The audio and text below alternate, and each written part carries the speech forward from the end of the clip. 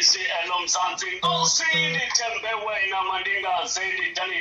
celebration to a city. It's into some Dr. Khehlelezi ndumandumane tumezulisa somjebe nondilamzimba out is your small madoda enza madoda tikutela masithathe kwelocala kumjekazi Dumani atumezizweni sihlahla somdlebe nondela mzimba bejebeje mpazone mpandla liziyo zamadoda ibomvu nina basetete nabasenyimba nemkhoto kwazigazi ndaba ikhala manzi dictionary ndaba ithithi umndeni sanibonani eSouth Africa sanibonani ezweni laseMzansi Africa konyama kayipheli kuphela amazinyo endoda kwela seJoburg awu phansi eThekwini madoda kwesikabhanana kwamashu bafowethu ngiyanibingelela ngiphezulu ezweni laseNigeria Lagos lapha engikhona ngidonsa straight ngikhona ngithina kanjani indumandumane edumezizweni sengiphakathi madoda awusuka madoda ngomunye umhlaba la engikhona ngilive futhi ku Facebook page yami nyanga yodumo mzongo ngiphakathi impela ngithi mfowethu azishe Izwi-Lomzansi alilincinyane nalo lihamba liwelilwandle liphezulu lapha elikhona namhlanje lingidonsa phezulu ngithi kuziyenzeka izinto azenzekeke mfowethu ayisuka ihlale manje akunjalo dokotela kunjalo dumandumane Dr. Khehlelezi enkubeni igama layo isinto sama ndikhumbuza mphulaphula into bana ke kubalulekile kakhulu bake ungene ku YouTube channel ka Dr. Khehlelezi uweze ke uyasubscribe ungalibali ukubetha ibell ukwazi ukunotifyeka ngezinto ezenzekayo ku YouTube channel ka Dr. Khehlelezi uchophetha bangoku simbona thina ulive simbona ubuso nobuso ongathi silapha studio nakhona ke chemistry yenobukhazikhazi nakhona ebhutha zininzi izinto namhlanje azosixela ngazo Dr. Khehlelezi esemazweni eNigeria but namhlanje dokotela into esizoba phezulu kwayo indaba ethinta ukubhabhatiswa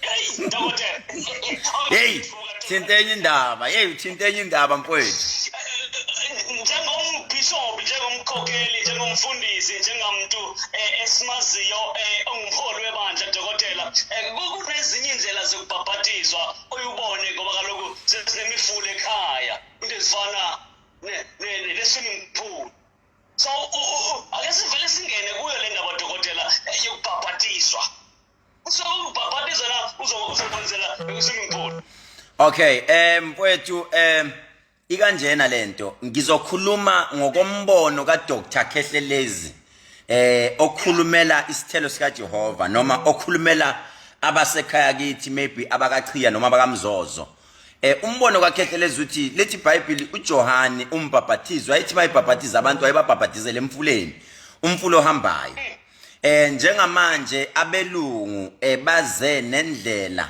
entsha yokuthi makube ne-swimming pool uma siyithatha lento siyibhekise emuva emandulo leyanto kahle kahle umfula but the only difference ukuthi lo mfula umile and lamanzi siyawabona phansi thina ke sizayoni noma thina zinyanga noma izangoma sinenkolelo yokuthi masibhabhatizwa sifuna ukungaboni ukuthi phansi kunani mina ngokakhethelezi ngithi angiyiboni inkinga yokubhabhatiza umuntu umbhabhatizela e-swimming pool ngoba kusafe okokuqala laphana ubona yonke into ephansi emfuleni awuboni into ephansi kodwa ke abanye abantu bawothi uKhehlelezi uthini but ekugcineni uJohane wayebabhabhatizela emfuleni emanzini ayimile noma ahambayo uNikodima mayizonyonyoma ebusuku uthi Jesu ngizalwa kanjani ngokwesisu samanzi uthi uJesu uyokufakwa emanzini lapho uyozalwa khona ngokwesisu yena wayitshela uthi obuyele esiswini sikama wakhe wasethi uJesu no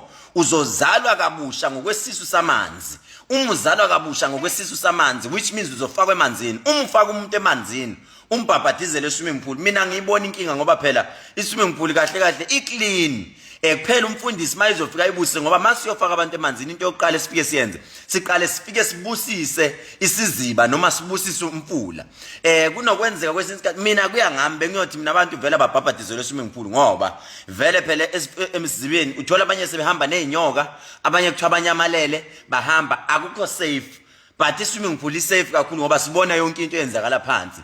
But ke singeke sazi sizozwa abalaleli ukuthi bathini, but mina ngokombono wami ngu Dr. Khehlelezi ngaphandle makukuthi kunemuga umuyinyanga ofuna ukugcina emfuleni. Yes, lokho kungawugcina emfuleni, but eswimming pool angeke uzugcina umuga. Maybe uthi uyogeza umuntu khona ibhadi, but ekubhabhatizeni angiboni inkinga mawuzoqala leyo swimming pool iqala ifika ibusiswe yonke into yenziwe. Ngikuvaka kakhulu Dokotela Ntomantomane ukhumbula ngivele Khehlelezi asiphethe indaba enkulukazi indaba ethi igubhu. Sizobuya kuleyo ndaba ngoba ngathi sachekile kodwa ngoba usekolocala asike sithinte le ndaba yokubhabhatiza. Sizovake baphulaphula Dr. Khehlelezi bathina abaphulaphula. Abakhumbuze ku Facebook bazokuthola kanjani njengoba ulive ulapho kolocala. Njengamanje wonke umuntu ofuna ukubuka uDr. Khehlelezi akangene ku Facebook page ethi Nyanga Yodumo Mzo. Uzongibona ngilive angilive impela ngiphakathi lapho esikhuluma khona ngendaba ejulile, omunye umuntu ezomconfuse, omunye umuntu uyongizonda uyoqala ukungizonda namhlanje ngoba ilula phela into yokuzonda umuntu. Yazi umuntu umzonda mfowethu ngokukhuluma nje ebeka umbono wakhe, ukhumbula ukuthi umbono wami lona.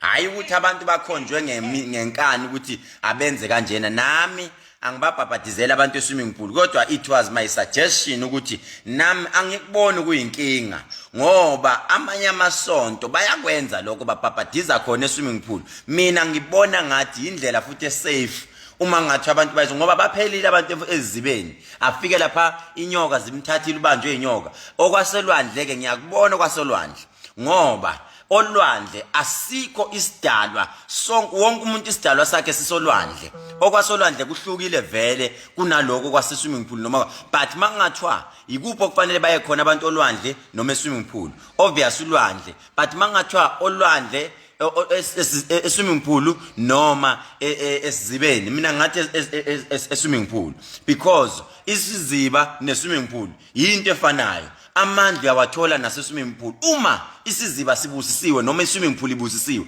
ngoba into yokuqala phela ifika ikhulekele eqala ibusiswe eqala lento ibe namandla, then mawuqala ufaka abantu laphana isinamandla vele simbathwe amandla enibusise ngawo. Dr. Khehlelezi esinayo namhlanje enqubeni entsho ngelizwi lakhe elinja limtoti madod engapha endabeni zaseNigeria ngelikhetha eli uthethe naye uDr. Khehlelezi engapha eNigeria emfundini. Yabona namhlanje abazothi bakhulume nawe Dokotela balenhlamba. Manje lobilobi mfowethu ungakhohlwa ukuthi ngicela nje before uphume unginike nje oyedwa noma ababili mfowethu ngeke ngibone ukuthi iyakwazi yini ngilozi ukudonsa ngingapha, iyakwazi yini ukudonsa ngingapha. Ngike ngibathatha ababili abathathu ngeke ngibone ukuthi umoya engcwele uyakhuluma nje yini ngapha, kodwa khona uyakhuluma ngoba uke wakhuluma ebhanoyini, wakhuluma enye into errong kakhulu, wakhuluma kabuhlungu. Kusasa ekseni ngo 4 o'clock ngizobe ngithola ama client ami lawe ngize kuona ngeshwa nangebhadi la okufanele ngiyosiza khona abantu umfulu ugcwele manje akuweleki ngiyekhona, kodwa ke ekseni ngo 4 siyaqala siwele ngezikebho zakhona sibheke khona emakhaya wakhona. Dr. Khehlelezi asihambe siyemncobeni siva mhlawumbe bathina bathi ngelixesha eli emotional lobilobi noDr. Khehlelezi ngeke zokuchophetha ke ukhona ulapha enqubeni sikubulise enqubeni ngolele ekhaya. Unjani ma? Asikhona usikhuluma indaba lana yokubhabhatiza mama. Uthini wena ubese umkhulu mhlambi andazi ke ubuzokufaka kanjani bese umkhulu athumuthi kanjeni elapho. Kodwa mama besifuna qale ukuze sive imibuzo mhlambi kuqala olokho uzawuphinda ubuye ake sifuna ukuthi sive abantu abakule topic esikuyo kuqala enqubeni siyakubonisa bona ekhaya uqhawile lantala earlier asithawa thomnye umphulaphula siva mhlambi uthini enqubeni egama layo isinto sami olweni asikhona mama kodwa kunjani ufuna ukubuza umbuzo othini kumkhulu mamela.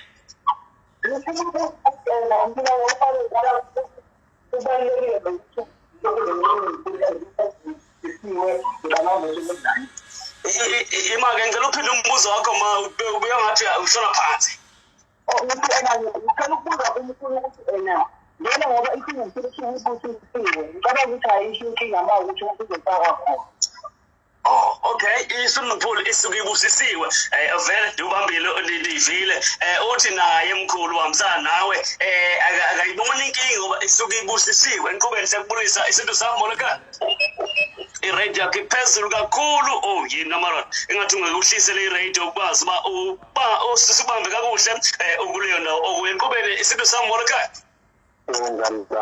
Asikhona khona Nkosi yami kunjani ba?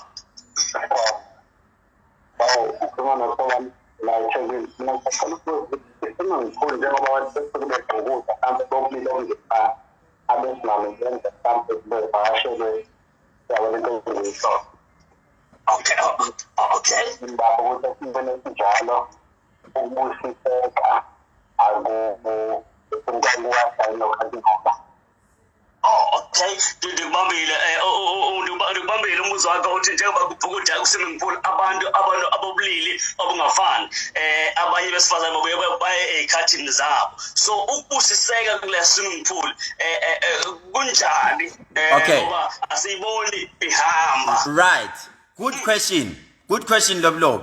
Ngifuna ukuthi nalaba ku Facebook bayizwe lento uthi yena umbuzo wakhe i-swimming pool akakholelwa kuyona ngoba besifazane babuye bangene bangekho esikhathini esi-right ubulili obungafana ngithi usho kanjalo. Yes. Right, lalela ke Lobilobi into eyenzeka e-swimming pool iyenzeka nasemfuleni abesifazane bayangena uma besesikhathini. Number 2 uthi yena kimi i-swimming pool amanzi wakhona mila wa move. Mina ngithi Lobilobi kuwena i-swimming pool amanzi ayamuva. Kunalento swimming pool okuthiwa i-pump ekhipha amanzi angcolile iphindi wakhiphe futhi wafake. Uyayizwa leyo nto? Amanzi e-swimming pool ayamuva mina ngisho kanjalo.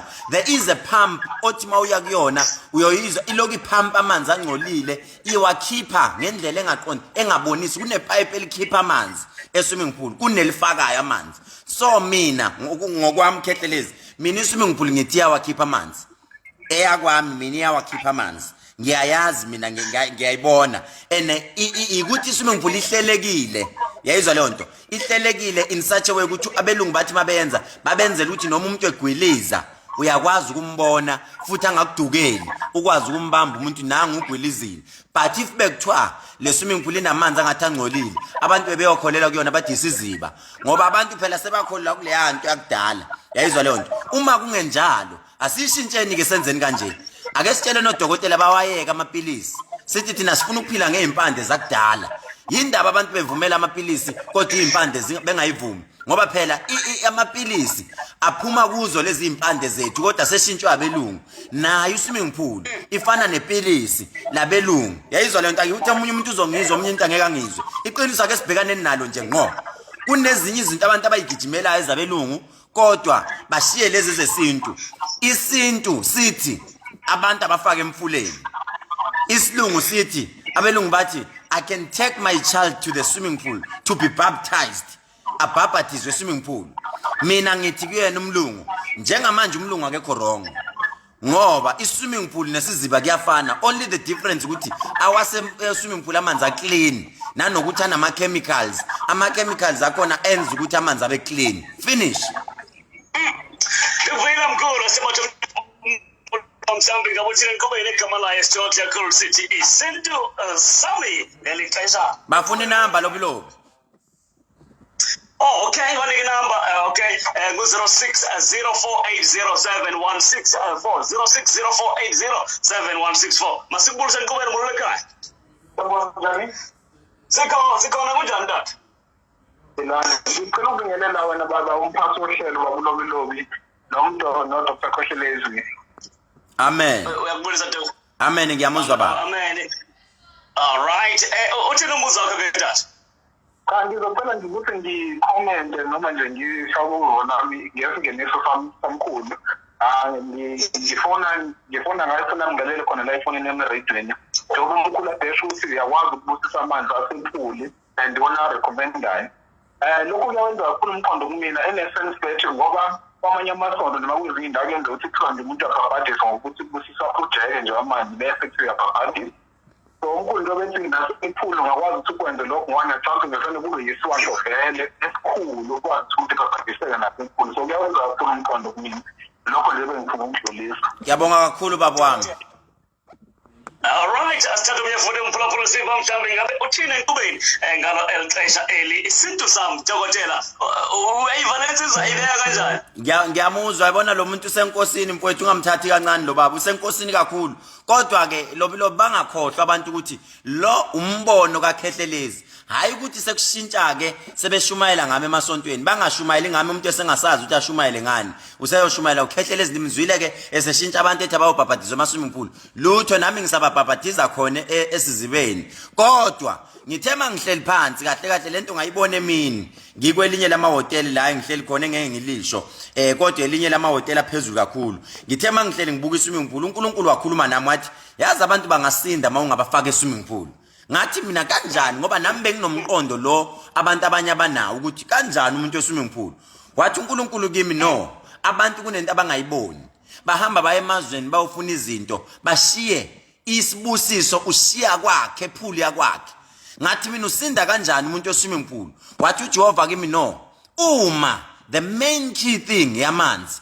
ikuthi abafundisi nabo bonke abadigoni nababhabhadiza abagcotshiwe esontweni abafike eqala baqale basibusise isiziba noma babusise lawo mamanzi mabe wabusise lawo manzi sekuphelelisiwe enkosini mfowethu abantu ngabafaka phakathi ingani mina esontweni abantu mabegula kakhulu umoya ongcwele ukhulumile senze isiguqo emzini womuntu simthatha umuntu siyomdibha phakathi epool yakwakhe simfake phansi straight ongaphansi ongaphezulu idemoni liyaphuma ukhumbule phela uthi lithi iBhayibheli uJesu mayihamba ebusisa abantu ekhipha amademoni ufika ngelinye ilanga wakhipha engulubeni mayiwakhipha engulubeni ingulube zagijima zawungena emanzini okushuka ukuthi amanzi ayalikhipha idemoni aliqeda so yindaba iswimming pool abantu bayithathe kancane bayithathe kancane bangakhiphi amademoni ayaphuma epool but ngeke uvele usuke kwakho uyongena epool uthi wena amademoni azophuma kufanele iqala leyo swimming pool ibusiswe iqala ababhabhatiza abagcotshiwe noma amabishop noma abefundisi abagcotshiwe bayibusise iqala ukuthi njengamanje sesifuna le pool yenza imangaliso mina nje mangibuya mfowethu la uma ngibuya la kunamanzi engizobuya nawo nami ngicela ukuthi omunye umfundisi angibusise leyo ngiyowathela epool yakwami ofuna ukusinda manje angisalaphi manje ngimse epool yakwami uyongena lapha kwami asindi Dr. Khehlelezi umphulaphula ekhaya enkubeni sekubonisa bona ekhaya uqhawukile wena kucala satha umnye futhi siva mhlawumbe ngabe uthile enkubeni ngalixetsha sesiya ngakhona dokotela usenkubeni mbona ekhaya mbona dad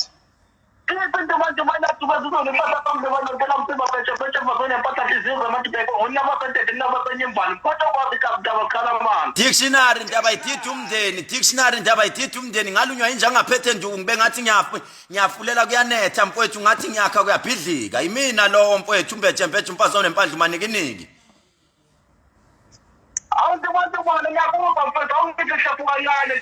lalela futhi uma uloku ngibiza kanjalo mfowethu khona into evuka kuwena bese ngathi ivuka ima ngeenyawo wathi umoya engcwele unesigcwagcwa ngiyaxolisa mfowethu kusho indaba ezinzima kangaka kodwa uma uloku ngibiza kanjalo uthi umoya engcwele angikhulume nawe futhi kube sengathi kukhona imali futhi eke yahamba yangathi ifuna ukukudukela noma yakudukela imali ewu200 wathi umoya engcwele wena futhi wathwethula into engathi inhlanhla yakho uma uloku ngikhuluma nawe uthi umoya engcwele angivala ukufa ekhaya njengomuntu engathi namanje contacted abantu esimeni sasekhaya wathi umoya engcwele futhi unenhlanhla kodwa into yakho yathwethulwa wena usemncane wathi umoya engcwele noma uneminyaka ewu14 years ukhula kunesikhathi okwakufanele ugule kakhulu kube sengathi namanje wodwa uxaka izinto zokwenza wathi umoya engcwele unabantu abadala wena njengomuntu engathi kunegobongo lasekhaya kuboka baba bakho okwakufanele ulidle wathi umoya engcwele into zakho zimile akuyiphambili ngoba ngibona nabantu besifazane abahlali kuwena esimeni sasempilweni yakho wathi umoya engcwele ayipheli isonto futhi noma uphela 2 weeks wena ungaphuphanga imbuzi wathi umoya engcwele vele ikhona lento eyimoya abantu abadala ehleli kuwena khuluma nami ngizwe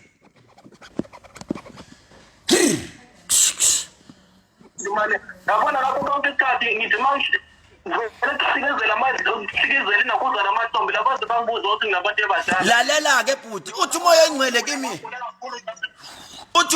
kimi baba ukhona umuntu adlule emhlabeni ekhaya kini wayekade lapha noma wayisebenza enesiphiwo sokusiza abantu uma lo muntu edlula kunomsindo wasuka kwangathi kubanga isikhwama ngoba idlozi lasekhaya kini nalo liyabangwa njengamanje njengoba sikhuluma wathi umoya ongcwele ninedlozi eli-strong kodwa selasetshenzwa kakhulu njengomuntu engathi manishisa impepho izinto ziyama ngeenyawo zibhede kakhulu kunakuqala wathi umoya ongcwele silandele lento thina singayi uthi umoya angilandele ngifuna umhla ka-18 Juni 2016 baba kunengozi yemoto kodwa kwakufanele ungene kuyona kodwa ungalimali uzuthi nami kanti kwenze njani ngoba ngiloko ngilandela yilento wathi umoya asilandele lento thina singayiyeki baba khuluma nami ngizwe Wonder Station kunjalo Dumandumane konke nje njengoba ukhuluma Police station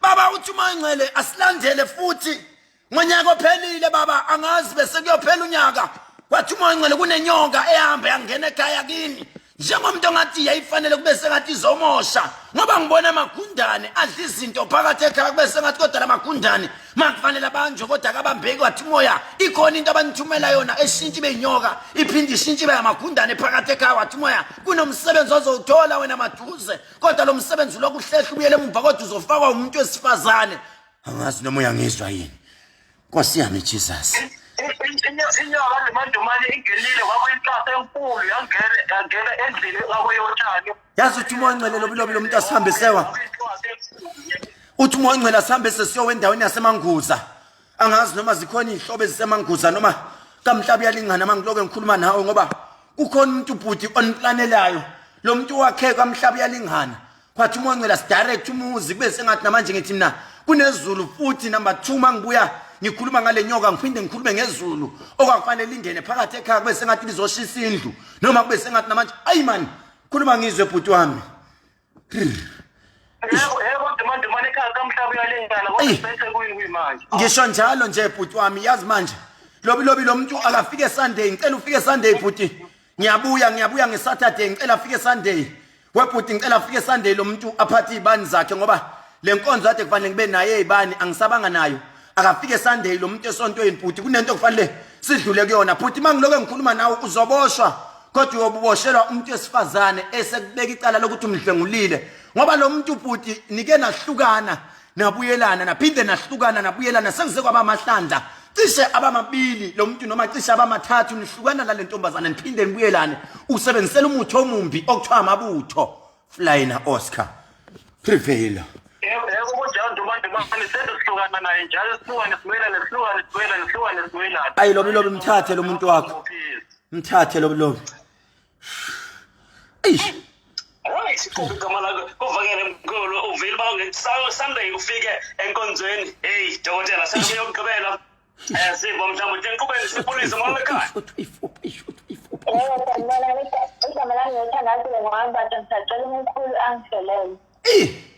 Azi manje mntanami mangiloko ngikhuluma nawe uthi umoya ongcwele kimi kunomuntu owadlula ekhaya lo muntu makadlula akagezeki kuwe noma awugezwanga noma nigezwanga nomndeni uthi umoya ongcwele siswami angihlalise phansi abantu basekhaya kini ngibalamule uma ngiloko ngikhuluma nawe mntanami njengomntwana oyintandane njengomuntu engathi into zakho azifuna ukuya phambili wathi umoya ongcwele yazi sisi ikhona into okufanele kube sengathi ngiyayikhuza kuwena eyisibhobo kodwa lesibhobo masihlaba ngaphansi kwebele ngasesandleni sakho saka left wathi umoya ongcwele ikhona lento idle ebusuku njengomuntu ongahamba ebusuku wena kube sengathi isifuba sakho sasiyashisa kambi kanti uyadliswa kodwa mawudliswa ledliso kunomuntu ekhaya ogangayo wathi my life yo Nkosi yami wathi umoya ongcwele wena sisi kunesikhathi lapho ngathi ungahayiza khona noma umemeze kakhulu wathi umoya kunomuntu esilisa wakugangela wakufaka into engathi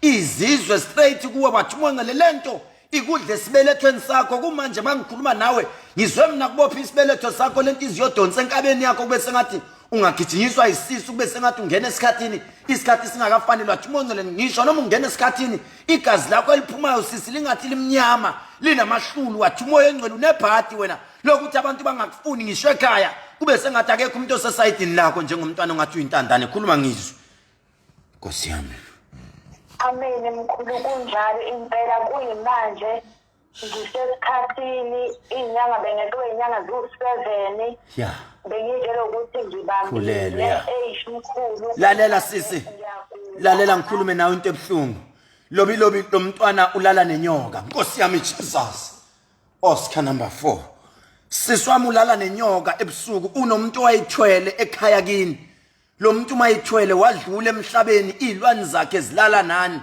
kumanje lesisilwane sisisona Nkosi yami Jesus ilala nawe lenyoka sisulala nenyoka empedeni wakho wathi umoya kwayimanje sisimasingangena endlini kunento engihlupha njengento engathi ilulwane eliloke likulandela kwesinye isikhathi elingangena ulijaha indlu yonke ungaliboni ukuthi liphelelepi lento ibuyishintsha beyishongololo ulibone phansi bese ngathi ishintsha izihlandla zibe zintathu bese ngathi bayiseletse libe ishongololo wathi umoya engcela silandele kakhulu ngomoya singayiyeki Nkosi yami Jesus Oh, amen mkhulu kunjengoba usho ngiyacela umkhulu ngicela siswami ufike Sunday ufike ekseni u7 akushayile usufikile kukhona into okufanele ngizokusiza ngayo mntanami shit line uyangizwa ngithini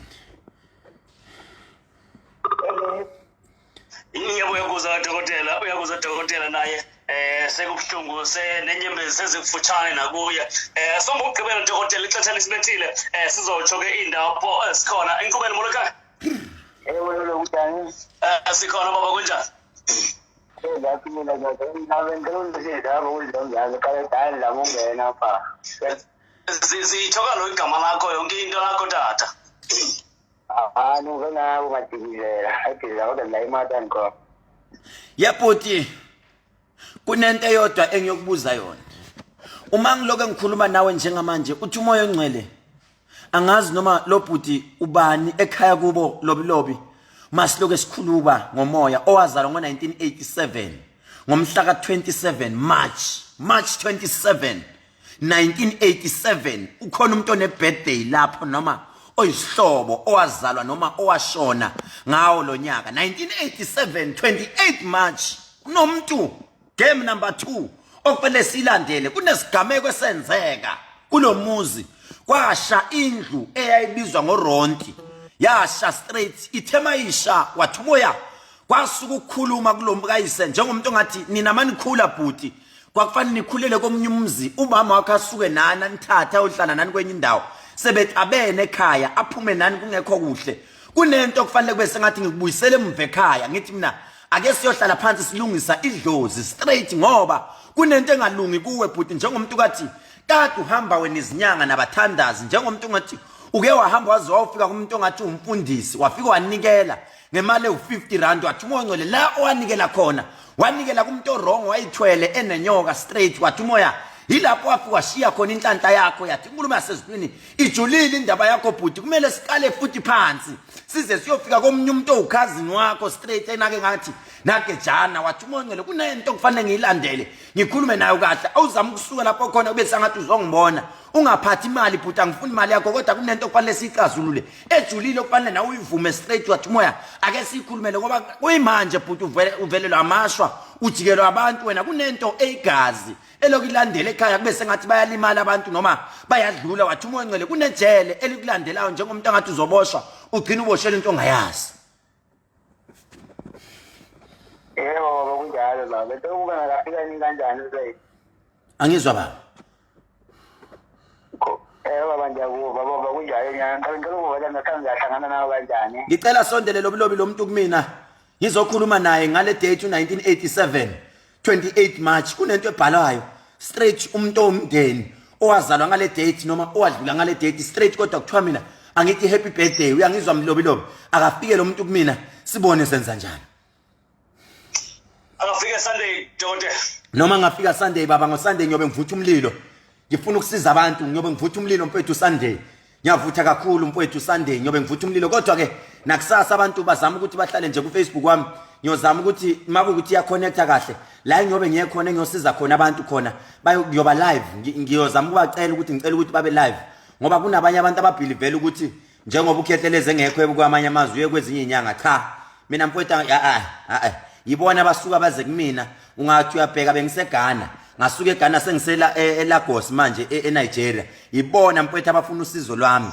ngiyahamba ngiye eNew York kumanje idlozi liyangikhipha manje eSouth Africa lingifaka emazweni namazwe impela ngiyatravela Sunday mfowethu it's a prophetic service la engithi wonke umuntu akafike uzothenga izibani zakhe angene enkonzweni 7 o'clock ngicela ubashayele sebekhona bakhona abantu abama distributors wami engihlala ngibiza inamba zabo thatha noma inamba ye distributor yami ikhona ichemist kanokusho eseverele mfowethu laphana babheke ngase Department of Labor khona ichemist yami ekhona lapho mfowethu kuyashuba kakhulu baye khona bayivakashele bonke abantu asendwethu Thongathi abasesindisweni Mawuti baye pharmacy eseverele seyivuliwe mfowethu kuyashuba baye eGoli eBalfour Park laphana ngase Balfour Park next to McDonald's bayobuna ibhusha kaKhehlelezi ikhona kanti ke futhi ikhona ichemist enkulu ukudlula zonke eseThekwini number 407 Salmon Grove izinto ikhona zichithiwe kodwa ke kune special esikhulu mfethu engizoqala ngisimemezele manje